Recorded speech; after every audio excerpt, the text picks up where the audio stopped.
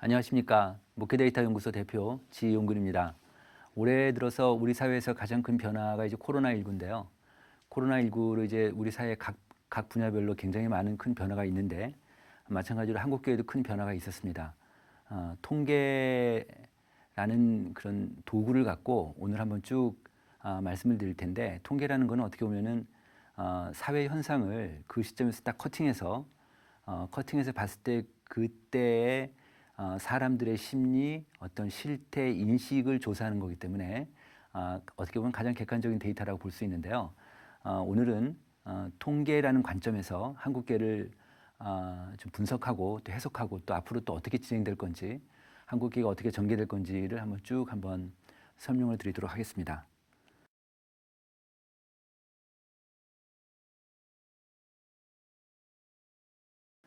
먼저 그 코로나19의 한국교회 영향도 조사인데요. 이게 4월 달에 한번 조사했고, 그다음 똑같은 같은 동일한 문항으로 7월 달에도 또 조사했는데, 이 두 번의 조사를 통해서 한국의 그 성도들이, 개신교인들이 코로나를 좀 어떻게 보고 있고 교회 생활을 어떻게 하고 있는지, 그런 것에 대해서 쭉 한번 설명을 드리겠습니다.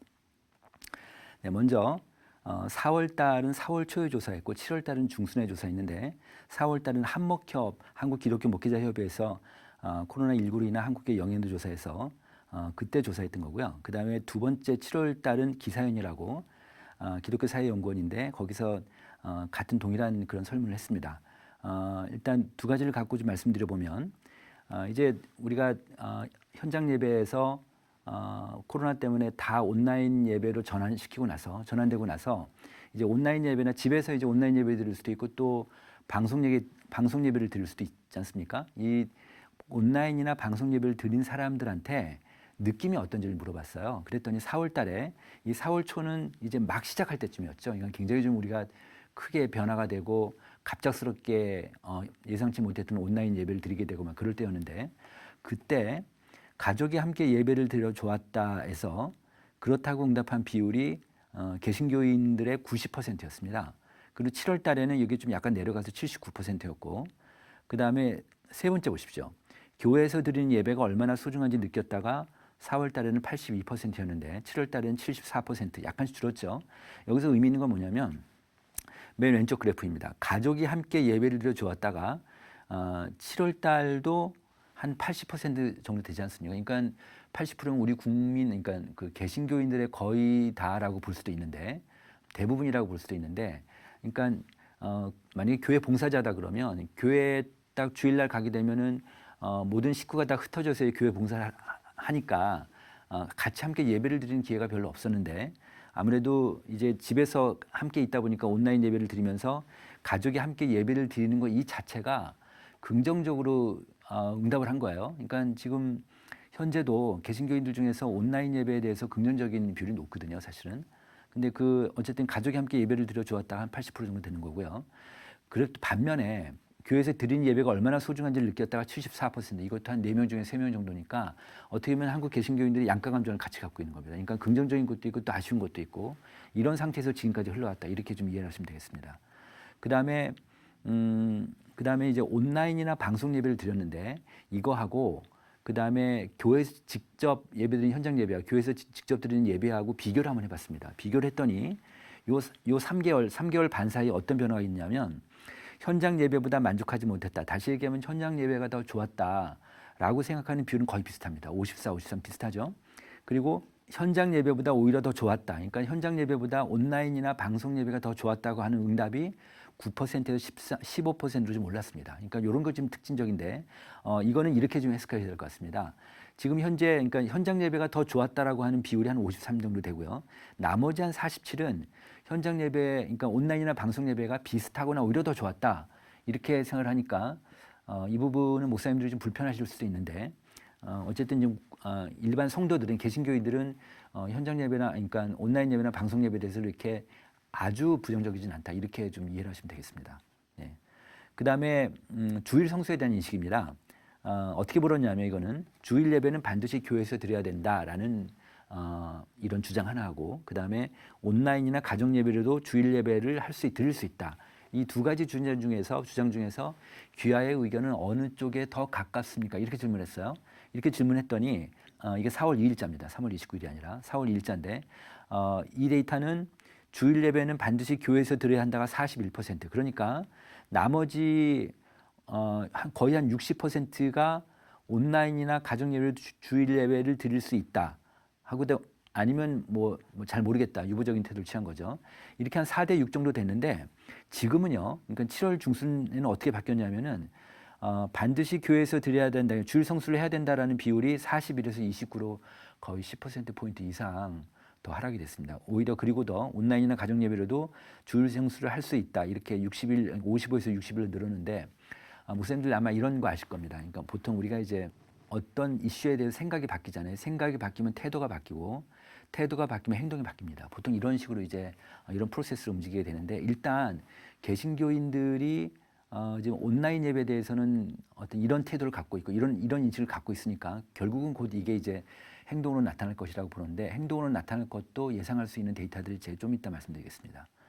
자, 그다음에 지난주에 주일 예배를 어떻게 드렸습니까? 이렇게 물은 거예요. 그러니까 이 사람들은 코로나 전에는 교회 출석자들 베이스로 해서 물었는데 그런데 4월 달에는 4월 초에는 출석하는 교회 가서 예배를 드렸다 14%밖에 안 되고 그리고 온라인 예배를 드렸다 52%. 그때 이제 아주 그 확산세가 심했었고 그리고 다들 온라인 중심으로 막 바뀔 때여서 하여튼 그런 분위기였습니다. 4월 초가. 그래서 직접 출석하는 교회 가서 예배 드린 경우가 14%였고 7월 중순에는 이게 2차 감염 그 직전이었기 때문에 그러니까 7월 중순이었어요. 그냥 뭐 그 거리두기 하면서 충분히 교회에서 앉을 수 있는 그렇게 예배드리는 그런 분위기였을 때죠.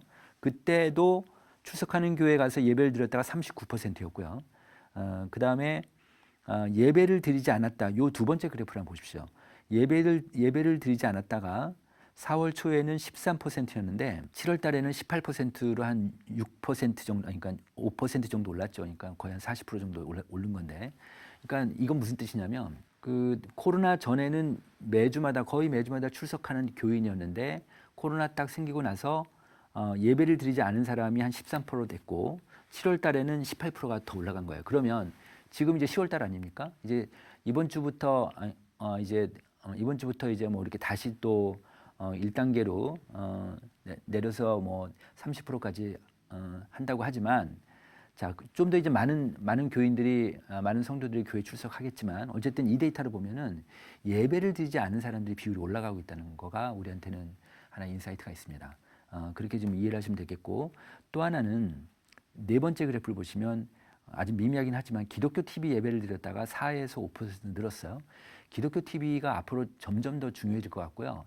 이 기독교 TV, 기독교 방송이 앞으로 가난한 성도들 이제 앞으로 올해를 기점으로 해서 가난한 성도가 많이 늘어날 것 같은데 우리가 충분히 그러니까 교회 안 나가는 성도들이요. 교회 안 나가는 크리스찬들이 많이 늘어날 것 같은데 근데 이분들을 누가 커버할 수 있느냐, 누가 관리할 수 있느냐는 결국은 기독교 방송 쪽입니다. 기독교 매체 쪽입니다. 아니면 온라인 매체라든지 이런 쪽인데 그런 측면에서 보면 기독교 방송이 앞으로 큰 역할을 할 수, 한국 교회에서 굉장히 큰 역할을 할 수 있겠다 이렇게 생각이 듭니다. 네, 그 다음에 코로나 끝난 다음에 코로나 종식 후에 온라인이나 방송 예배 드릴 생각이십니까? 이렇게 물은 거예요. 그랬더니 예전처럼 동일하게 교회 출석해서 예배 드릴 것 같다가 4월 초에는 85%였고요. 그 다음에 7월 달에는 76% 약간 내려갔죠. 그러니까 교회 가겠다, 다 끝나면 교회 가겠다라는 비율이 85에서 76이니까 9%포인트 정도 하락이 됐고요. 대신 필요한 경우 교회 가지 않고 온라인 기독교 방송으로 예배 또는 가정 예배를 드릴 수 있을 것 같다. 이게 13에서 17%로 올랐습니다. 이것도 마찬가지로 좀 전에 그런 데이터와 같은 맥락에서 이제 그렇게 이해를 하시면 될 것 같고요. 그 다음에 아예 교회를 잘 안 가게 될 것 같다가 2%, 6%는 좀 올랐습니다. 이 비율이 뭐 굉장히 낮은 비율이지만 2에서 한 3개월 사이에 한 3배가 오른 거예요. 그렇게 좀 이해를 하시면 되겠습니다. 그 다음에 일반 성도들한테, 개신교인들한테 코로나 이후에 교회가 강화해야 할 사항이 무엇이라고 생각하십니까? 이렇게 질문했어요. 그랬더니 압도적 1위가 온라인 시스템 구축해야 되고 온라인 콘텐츠를 개발해야 된다. 이게 뭐 압도적으로 높게 나왔습니다. 두 번째로서는 교회 공동체성 강화시켜야 되고 뭐 교인들의 교제를 또 강화하고 성도들의 지역 성김도 잘해야 되고 뭐 이런 이런 응답들인데 어쨌든 온라인에 대해서 지금 모든 개신교인들이 앞으로 한국교회가 코로나 끝나면 온라인을 잘해야 된다. 이런 아주 이구동성으로 좀 이런 생각을 좀 많이 갖고 있는 거죠. 그런데 목회자들은 실제 현장 목사님들은 약간 이 생각하고 달라요. 그거를 제가 좀 말씀드리겠습니다. 이 데이터는 뭐냐? 예장 통합교단에서 지난 5월 말에 코로나19 영향도 조사를 해서 소속의 전국 담임 목사님들 1,135명을 대상으로 조사한 겁니다. 그 주일 예배를 어떻게 드렸습니까? 이렇게 질문한 거예요. 그런데 코로나 전하고 그다음에 코로나 지금 현재하고 그다음에 코로나 끝나고 나서 이 세 기간 동안에 어떻게 할 건지를 물어본 거예요. 코로나 이전에 주일 예배를 어떻게 드렸습니까? 이렇게 물었을 때 현장 예배와 동시에 라이브로 했다. 라이브로 중계하는 교회가 6%밖에 안 돼요. 사실은 지금 이 교단이 우리나라에서 가장 큰 교단 중에 하나인데 메이저 교단임에도 불구하고 현장 예배를 직접 라이브로 드린 교회는 6%밖에 안 되고 그다음에 예배 후에 설교 영상만 그냥 교회 사이트에 올려놓는 거죠. 로딩 시켜놓는 거죠. 그게 한 21%고 온라인을 아예 활용하지 않는 교회가 무려 73%나 되는 거예요.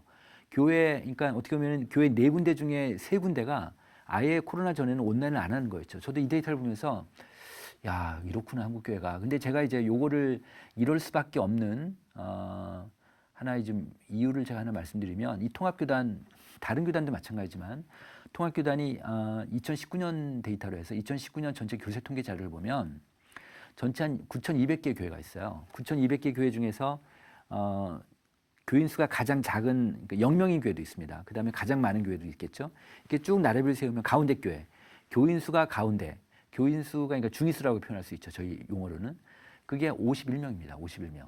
그러니까 우리나라 전체 교회의 가운데 교회가 51명밖에 안 된다는 거죠. 이런 면에서는 특히 중대형 교회 한 뭐 200~300명 이상 다니는 교인들은 잘 이해가 안 가시는데 그렇지만 어쨌든 우리나라 교회 구조가 이렇다는 거지. 굉장히 많이 편중화되어 있습니다. 이거를 그래프로 그린다면 어떻게 되냐면요. 밑으로 쭉 되다가 갑자기 위로 치솟아 올라가는 이런 그래프가 돼요.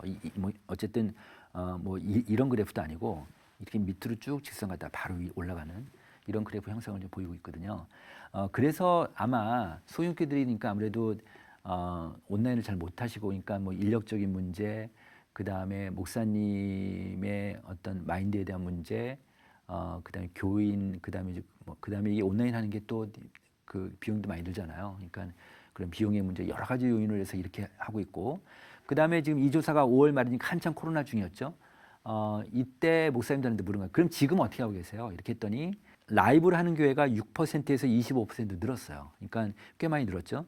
그 다음에 온라인으로, 그러니까 라이브는 안 하지만은 예배 후에 설교 영상만 온라인으로 올려놓는 교회가 14%고요.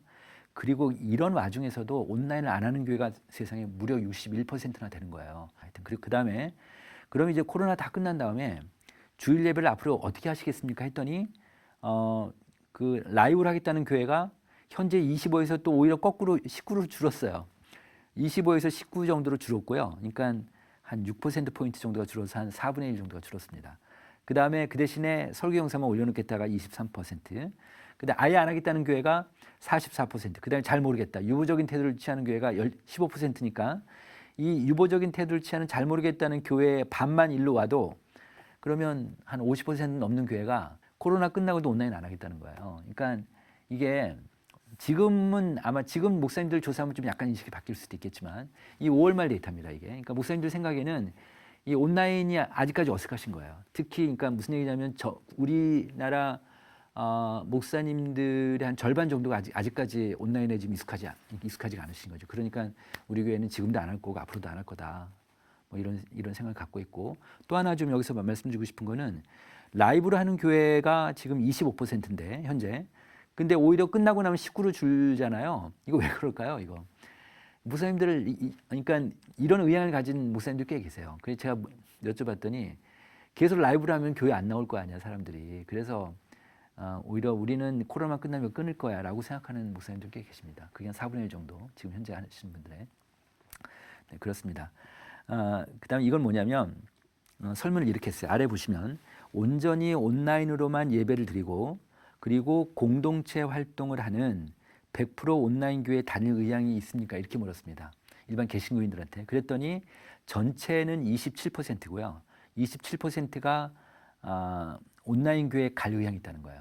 그리고 가난한 성도는 한 36% 정도가 온라인 교회가 되면은 나는 그쪽으로 갈 의향이 있다. 물론 의향이 있대서 다 가는 건 아닌데 어쨌든 이런 의향률을 좀 보이고 있는데 여기서 보면은 교회 출석자는 아무래도 자기 교회가 있으니까 가긴 어려운데 가난한 성도 같으면 36%인데 오히려 이 36%를 현재는 기독교 방송이 가난한 성도를 어느 정도 잡고 있습니다. 그런데 이런 온라인 철치가 생긴다고 하면 가난한 성도를 아주 강하게 붙들 수 있는 그런 기제는 되겠죠.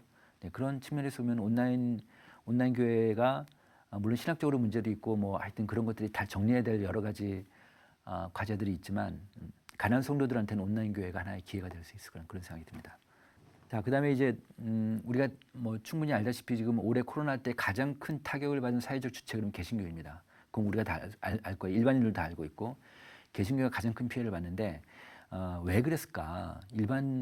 그런 상태에서 일반 국민들이 개신교를 어떻게 보고 있을까? 이런 걸 좀 몇 가지 수치를 좀 갖고 왔습니다. 보시면 이 조사는 엠브레인 트렌드 모니터라고 엠브레인이라는 우리나라에서 한 5위권 정도 되는 큰 조사 회사인데 여기서 이 데이터를 발표를 했어요. 종교인에 대한 이미지인데 이게 지금 7월 달인데 코로나 생기고 나서 일반 국민을 대상으로 한국 개신교 종교계를 평가한 유일한 설문이에요. 이게요. 그래서 이게 그러니까 가장 먼저 나온 설문이죠. 그래서 제가 이걸 좀 갖고 왔는데 이 그림은 어떻게 만든 거냐면 이 팀에서 연구팀끼리 계속 토론을 해요. 토론을 해서 종교인을 특정 지을 수 있는 단어들이 뭐인지를 형용사들을 참 만들어내요. 본인들끼리 자기네끼리 다 만들어내서 그걸 갖고 설문지로 집어넣고 그리고 이런 단어가 이 형용사가 불교인한테 맞을 것 같아요, 천주교인한테 맞을 것 같아요, 아니면 개신교인한테 맞을 것 같아요. 맞겠다고 생각하는 건 다 체크하세요. 이렇게 한 거예요. 그래서 응답을 받은 겁니다. 그랬더니 불교 신자는 온화한, 그다음에 절제하는, 따뜻한 이런 긍정적인 이미지가 나왔고요. 천주교 신자는 온화한, 그다음에 따뜻한, 윤리적인 이런 응답들이 나왔고 개신교 신자는 거리를 두고 싶은 이중적인 사기꾼 같은 이런 응답들이 나온 거예요. 그러니까 어떻게 보면은 개신교가 워낙 두드려 맞고 있고 그다음에 뭐 사랑제일교회다 그다음에 폴리티컬하게 계속 움직이고 있고 그다음에 일부 교회에서 방역 실패하고 뭐 그다음 일탈하고 뭐 이런 거 또 언론에서는 그냥 무자비하게 뭐 몇 명 안 걸려도 그냥 집단 감염이라는 표현을 쓰고 뭐 그냥 현장 예배 강행한다 뭐 이런 단어 쓰고 뭐 이러니까 이 국민들이 안 좋죠. 특히 안티 크리스찬들이 우리나라에 되게 많거든요. 안티 크리스찬들은 막 다 뭐 이제 이렇게 옳다구나 하고 이제 그렇게 해서 막 댓글 올리고 막 이렇게 하고 있는데 오히려 보면 불교 신자나 천주교 신자는 오히려 반사 이익을 얻었다고 볼 수 있을까요? 하여튼 그렇습니다. 하여튼 이런 이미지가 있고 그다음에 이거는 개신교 8개 언론사들이 조사한 건데요. 일반 국민을 대상으로 조사한 겁니다. 코로나 이전과 이후가 종교별로 신뢰도가 지금 얼마나 변화됐습니까 했더니 불교와 카톨릭은 거의 비슷하고요. 개신교만 더 나빠졌다가 63% 이렇게 된 거예요. 그러니까 아무래도 지금 이제 올해는 하여튼 뭐 개신교가 큰 피해를 보고 있다 이렇게 볼 수 있고요. 신뢰도도 이제 많이 하락이 됐습니다.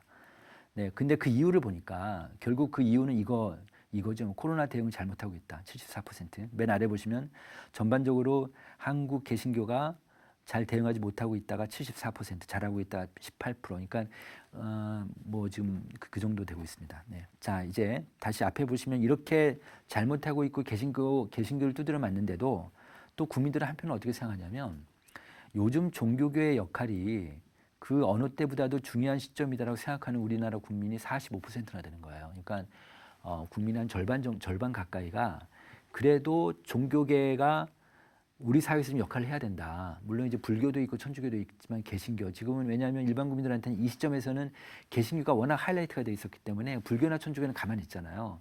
그러니까 분명히 종교계라 하더라도 이거 응답하는 사람들은 개신교를 생각하고 응답할 가능성이 높아요. 사실은 그런 측면에서 보면 우리 사회가 요즘 종교계가 이렇게 얻어맞고 있지만 그래도 종교계 역할이 어느 때보다 중요하다. 이런 요구를 좀 하고 있다. 이런 게 이렇게 좀 생각할 수 있겠습니다.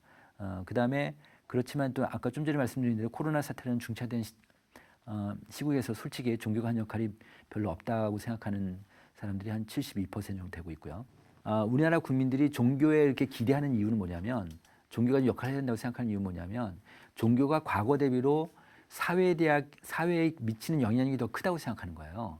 종교가 여기 맨 오른쪽 보시면 종교가 사회에 미치는 영향력이 과거 대비로 54% 증가하고 있다. 이렇게 증가한다는 비율이 54%잖아요. 그러니까 감소보다는 훨씬 높죠. 그래서 이런 비율을 좀 보고 있습니다. 그래서 국민들은 종교가 더 바로 옆에 있으니까 종교가 바로 자기 주변에 교회 다니는 사람도 있고 뭐 있으니까 그 영향을 받는 거죠 아무래도. 그러니까 그런 측면에서 보면은 한국 개신교의 역할을 아직까지도 많이 그 기대하고 있다 이런 얘기고요. 한국인이 원하는 종교인 이미지는 성숙한 인격, 높은 도덕성 뭐 이런 인식들이 높게 나오고 있습니다. 그러니까 아무래도 우리가 종교인이니까 개신교인이다 그러면 우리가 하나님을 믿는 개신교인으로 살고자 작정을 했다면 우리가 이런 인성들, 이런 인격성과 그다음에 높은 도덕성 이런 것들 우리가 좀 견지해야 되지 않을까 이런 생각이 들었습니다. 그다음에 이제 마지막으로 한국교회 과제를 제가 몇 가지 정리를 했는데 그걸 좀 말씀드리겠습니다. 곧 닥칠 이건 뭐 한국교회뿐 아니라 한국 사회 전체적인 문제일 수 있는데 디지털 정보 격차 문제입니다. 이게 뭐냐면 한국인들은 코로나19가 디지털 시대를 전환을 앞당길 것 같다고 생각하는 사람이 83% 대부분이었고요. 디지털 시대 전환이 우리 사회에 긍정적 영향을 미칠 것이라고 생각하는 사람도 80%로 많았습니다. 그런데 이 왼쪽 그래프를 보시면 그 과기부에서요 해마다 디지털 정보 격차 실태 조사를 했는데 이게 15,000명 굉장히 큰 조사를 하고 있습니다. 근데 여기를 보면 디지털 기기, 그러니까 근데 스마트폰이라고 합시다. 스마트폰을 사용할 수 있는 실력, 역량이 일반 국민 전체 평균을 100으로 봤을 때 19세 이하 20대, 30대, 40대까지는 다 100이 넘죠. 다 괜찮아요. 50대가 94고요. 이것도 뭐 오케이. 60대가 57로 툭 떨어집니다. 근데 60대가 올해부터 베이비 부모 세대가 만 65세가 됩니다. 올해부터. 그래서 베이비 부모 세대는 교육을 좀 받았거든요. 근데 그 윗선에는 그 윗세대는 좀 안 받고 그러셔서 이 60대도 60대 전반과 후반은 많이 크게 나눠지게 되는데 어쨌든 60대가 57로 이렇게 뚝 떨어지게 되고 70대 이상은 15%밖에 안 됩니다. 15%밖에 안 되는 거죠.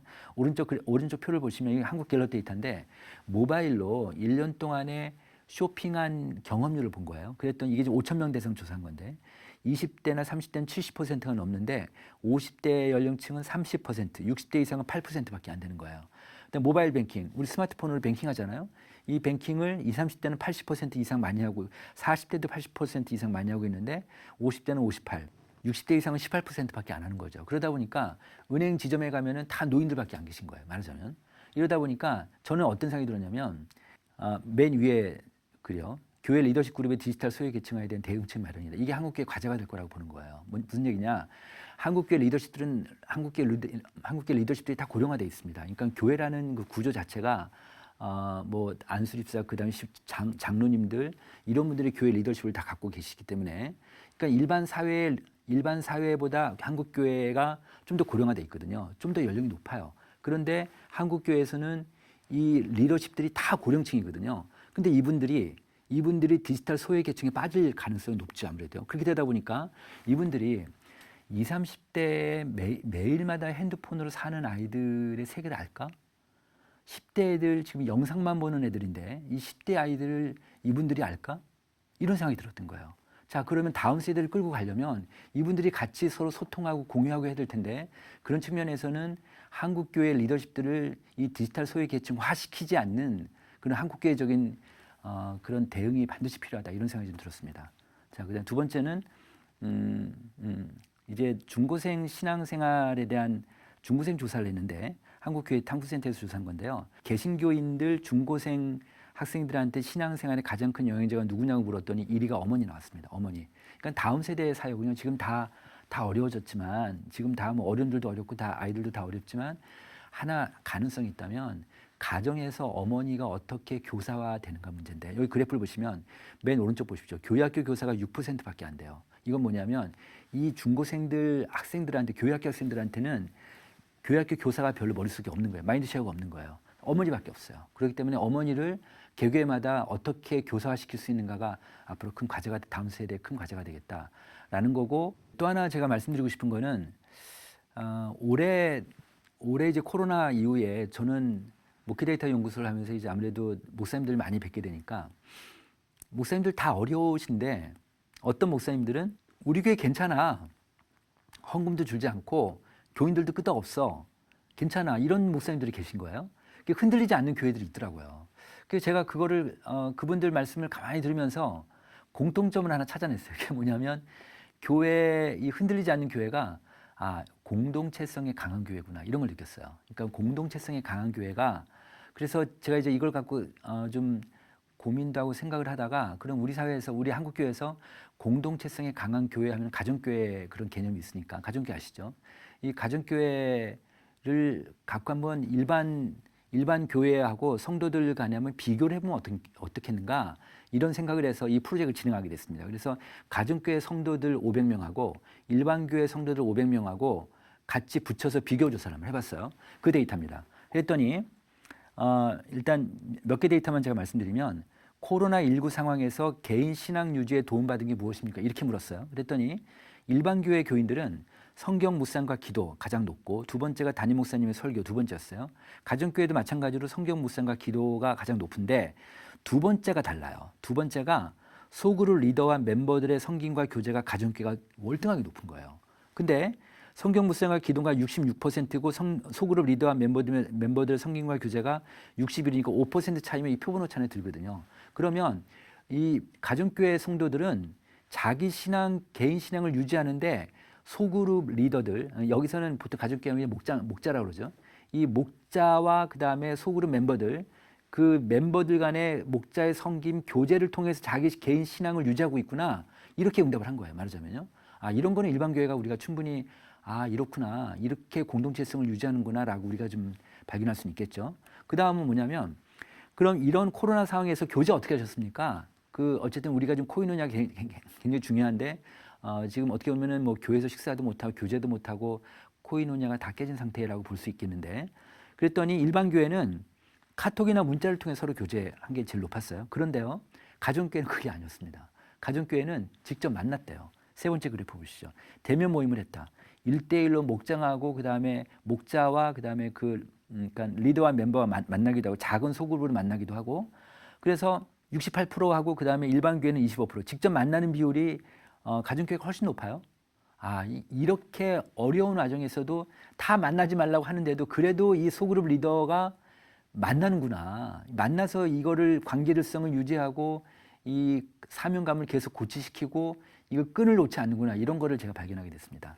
네, 그다음에 그러면 소그룹 리더, 그러니까 예를 들어서 그 교회마다 리더를 부르는 이름들이 다 다르죠. 일반 교회 같은 경우 무슨 구역장도 있겠고 속회 이런 것도 있겠고 그다음에 가정교회는 목자라고 합니다.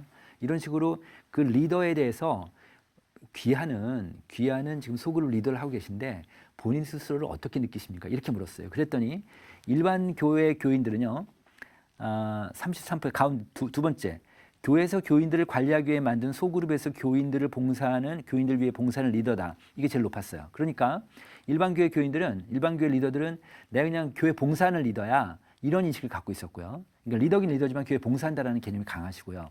근데 가정교회는 어떻게 응답을 했냐면 하나님으로부터 위임받은 리더이다. 그러니까 임파워링을 받았다는 거예요. 권한을 받았다는 거예요. 그래서 세 번째 그래프를 보시면 교회와 담임 목사님이 나에게 믿고 위임한 소그룹에서 권한과 책임을 가진 목양의 책임자다. 그러니까 권한을 내가 받고 나에게 주어진 이 양떼들을 내가 책임 있게 사명감 있게 책임감을 갖고 목양시킬 수 있는 책임자이기 때문에 나는 그런 사람이야. 그렇게 인식하고 있다는 거죠. 앞으로 저는 한국교회가 지금 다시 이제 추스려야 될 때인데 이제 어느 교회가 소그룹을 강화시키는가, 어느 교회가 소그룹 리더를 확실하게 훈련시키는가, 어느 교회가 소그룹 리더를 한 명이라도 더 하나님으로부터 위임받은 리더라는 자기 인식을 갖게 만드는가, 이게 여기에 좀 관건이 있지 않은가 이런 생각이 좀 들었습니다. 네, 이제 마지막입니다. 유튜브인데요. 지금 다 너도 나도 유튜브인데 한국은 그야말로 대한민국은 유튜브 공화국이다 이렇게 할 수 있습니다. 그래서 유튜브가 제가 표현하는 말로는 최대의 선교지다 이렇게 표현할 수 있는데 왼쪽 그래프를 보시면 2018에서 2019년 1년 사이에 이거 이제 코로나 이전입니다.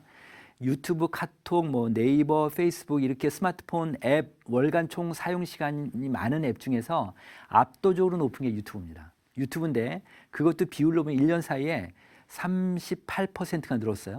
460억 분 우리나라 국민이 이렇게 된 거예요.